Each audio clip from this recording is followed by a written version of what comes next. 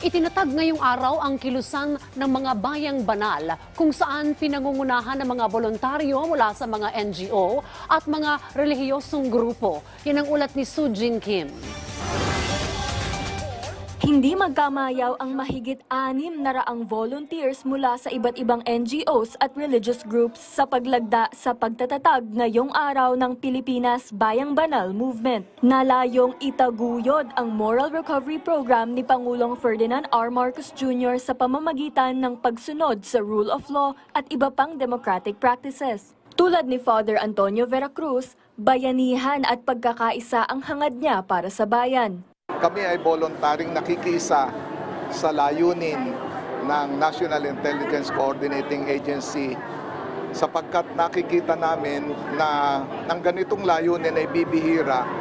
Kaya yung mga katulad namin na maliliit na grupo at iba pang maliliit na grupo na nanggaling sa iba't ibang lugar ay natutuwa, nalulugod sila sapagkat nakakakita kami ng isang pagkakataon bilang tanda ng pag-asa.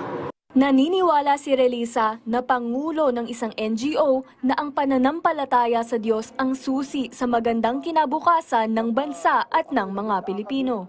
Napakaganda po ng programa ng Pilipinas Bayang Banal Movement para po sa kaalaman po ng mga pamilyang Pilipino kung paano natin maililigtas yung mga kabataan. Naniniwala po ako ang communism is a religion of no God.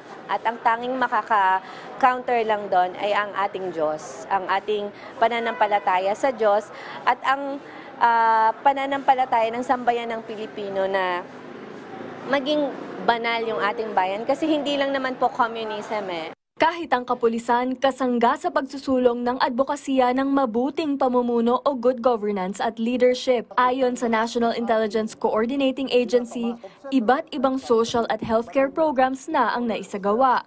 At tinitiyak na malayo ang mararating ng bagong Pilipinas, Bayang Banal dahil Panginoon ang sentro ng kanilang serbisyo at pamumuno. Ito po ay dahil kay General Villacorta, siya pa yung ng nika natin para paano tayo aabot sa komunidad in support of the bagong Pilipinas ng ating mahal na Pangulong BBM. So tayo naniniwala na yung Bayang Banal na gathering lalo na with the support of the Society of Catholic Communities, malayo po ang ating mararating.